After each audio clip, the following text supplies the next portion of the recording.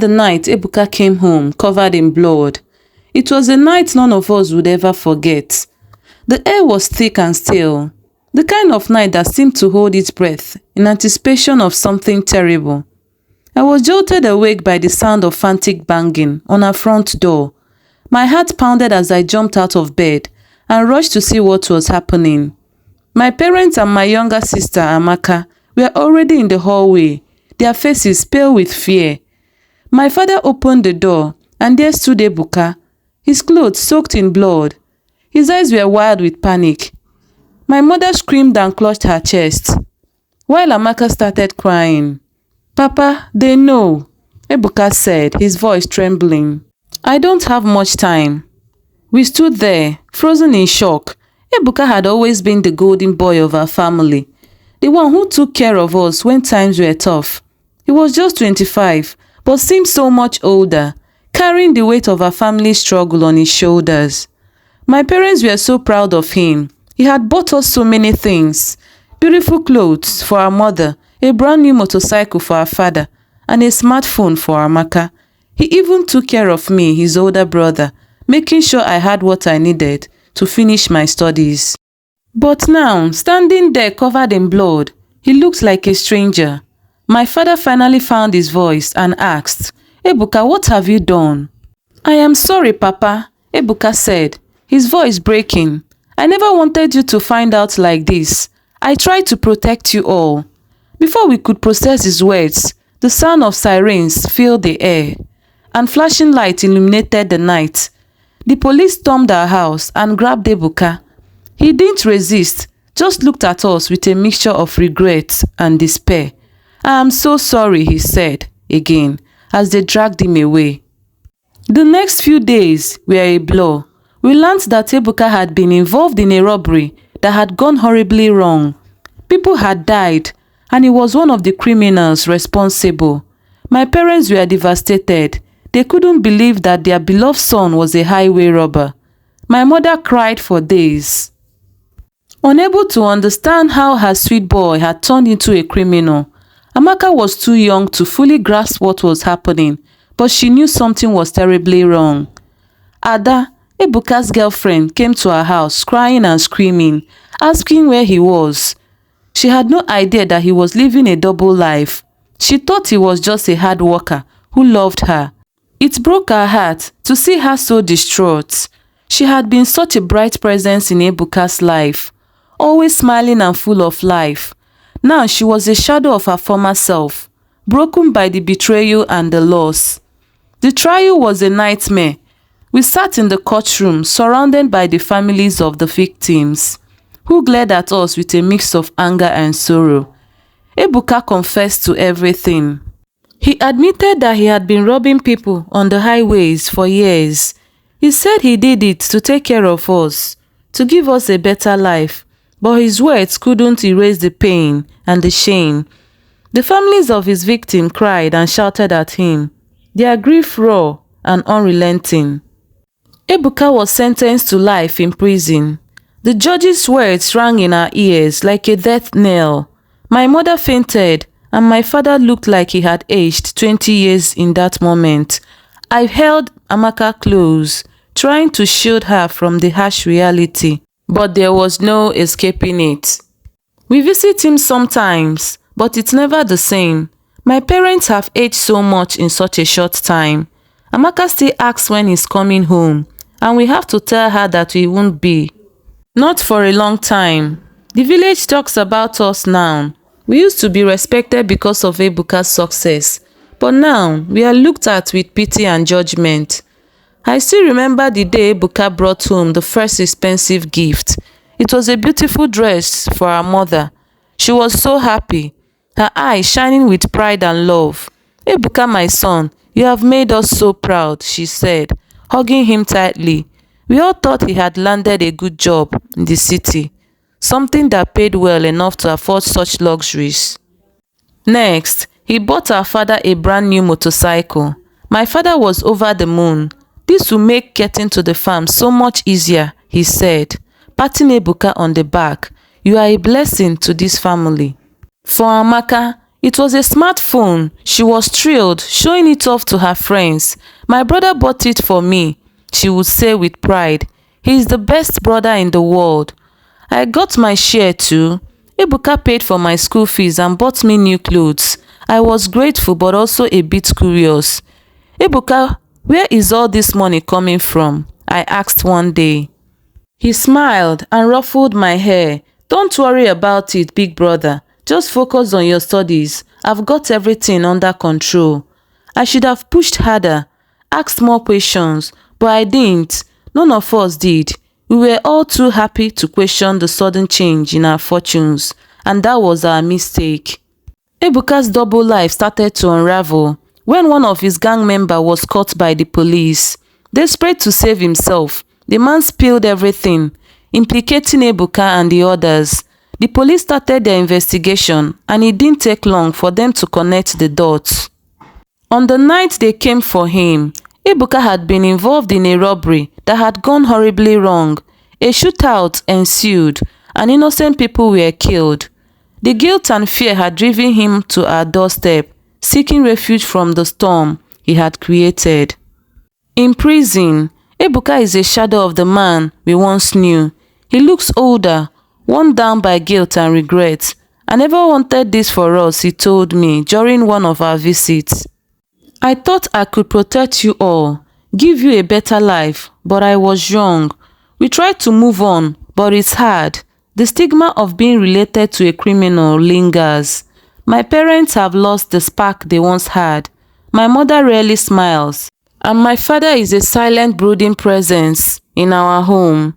Amaka still clings to the hope that one day her beloved brother will come home and everything will be back to normal. But deep down, we all know the truth. Our lives have been irrevocably changed. The golden boy who once brought us so much joy is now a constant reminder of our deepest pain. And all we can do is to try to pick up the pieces and move forward, one day at a time. I sometimes wonder what would have happened if we had questioned Ebuka earlier. Could we have stopped him from going down this dark path? Or was it inevitable, given the circumstances? This thought haunts me, especially at night when the house is quiet and the weight of our family's tragedy feels unbearable. Our village, once a place of comfort and community, now feels like a cage of judgment. People whisper behind us, and the once friendly faces now look at us with suspicion and pity. It is a small place and news travel fast. The story of Ebuka, the highway robber, is the latest scandal, and we are the unwilling protagonist. Ada stopped coming around after the trial. She couldn't bear to face us or the memories of her life with Ebuka. I heard she moved to another town to start over. I can't blame her. The pain and betrayal were too much for her to handle. Life has become a series of adjustments and painful reminders. The gifts Ebuka bought us are now tinged with sadness and regret. My mother keeps the dress in the back of her closet, unable to wear it but also unable to throw it away. My father's motorcycle gathers dust in the yard, unused and forgotten. Amaka's smartphone is broken, a casualty of her frustration and sadness. We all cope in our own ways. My mother has taken to praying more, seeking solace in her faith. My father spends long hours at the farm, losing himself in work to escape the reality at home. Amaka tries to stay busy with school and friends, but I can see the sadness in her eyes. As for me, I've thrown myself into my studies, hoping to find a way out of this dark cloud that hangs over us. In prison, Ebuka writes letters to us. He apologizes over and over, expressing his regrets and sorrow. He tells us about his life behind bars, the harsh realities he faces every day. He tries to keep a brave front, but I can sense the despair in his words. He knows he has shattered our family, and that knowledge is a heavy burden to bear. Sometimes, I find myself daydreaming about the past, about the days when our family was whole and happy. I remember the laughter and the love, the simple joy of being together. Those memories are like a lifeline, a reminder that we once had something beautiful, but they are also a source of pain, a stark contrast to our current reality. Life without Ebuka was hard, but we tried to move on. We thought our family's suffering had reached its peak. We were wrong. Years passed, and then unexpectedly, Ebuka was released on parole for good behavior. The news was a shock to us all.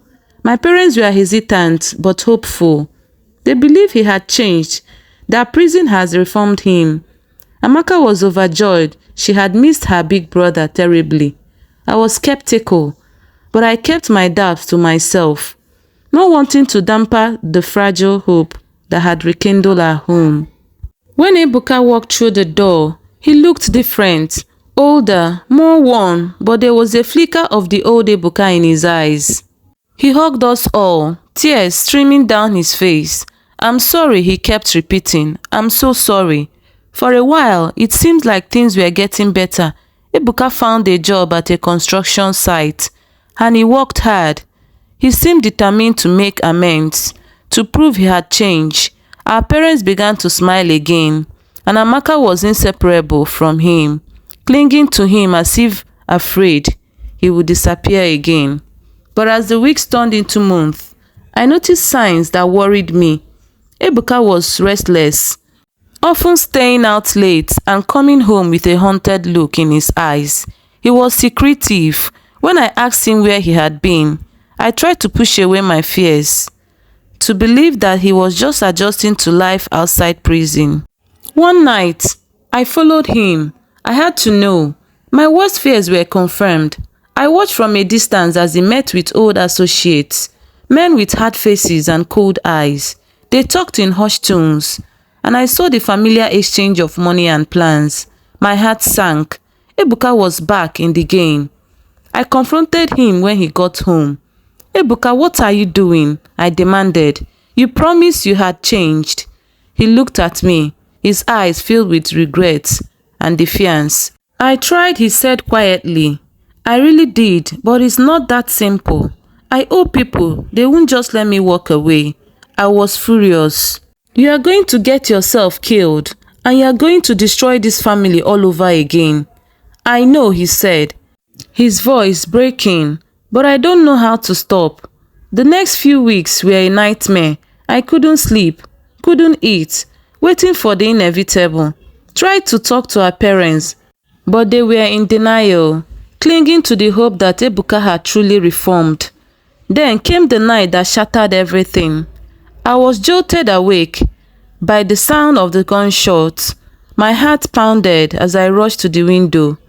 In the distance, I saw flashlights and heard the wails of sirens. I knew deep down what had happened, but I still clung to a sliver of hope. The knock on the door came shortly after. 2 police officers stood there, their faces grim. My mother collapsed, sobbing uncontrollably, as they told us the news. Ebuka had been shot and killed during a robbery. He had tried to run, but the police had caught up with him. The grief that washed over us was unbearable. My father, who had held out hope for his son's redemption, was a broken man. Amaka, who had idolized her big brother, was inconsolable, and I was left with a hollow emptiness, a mix of anger, sadness, and a profound sense of loss. We buried Ebuka next to our grandparents in the small cemetery on the outskirts of the village. The ceremony was a somber affair, attended by a few sympathetic neighbors and distant relatives. The village elders spoke of forgiveness and redemption, but their words felt hollow in the face of our family's tragedy. As we stood by his grave, I couldn't help but think about the boy he had once been, the brother who had protected us and showered us with love. I remembered the laughter, the joy, the dreams we had shared, but those memories were now tainted by the harsh reality of his choices. Life moved on, as it always does. We tried to pick up the pieces, to find some semblance of normalcy, but the shadow of Ebuka's action loomed large over us. Our parents aged rapidly, their spirits broken by the weight of their son's fate. Amaka withdrew into herself, her once bright eyes now full and haunted. As for me, I continue with my studies, determined to make something of myself, to honor the memory of the brother I had loved, despite his flaws. But the pain never truly went away. It lingered, a constant reminder of the price of Ebuka's choice. I often visit his grave, seeking solace in the quiet of the cemetery. I talk to him, telling him about our lives, our struggles, our small victories. I hope in some way that he can hear me, that he knows we still love him, despite everything. Please like and subscribe. Thank you.